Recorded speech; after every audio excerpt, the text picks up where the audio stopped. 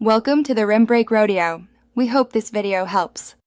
You start by confirming the ATM supports fingerprint authentication and that you enrolled your print with the bank. Once you see the fingerprint prompt, insert your card or enter your account ID to link the session. Make sure your finger is clean and dry. Moisture or debris causes read errors.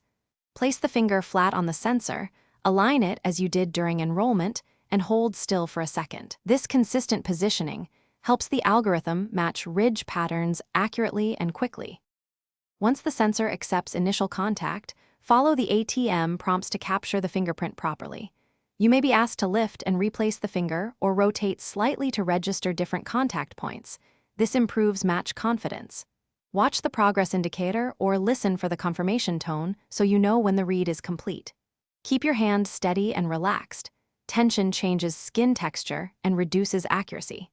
If the machine asks, try a second finger you previously enrolled to avoid delays.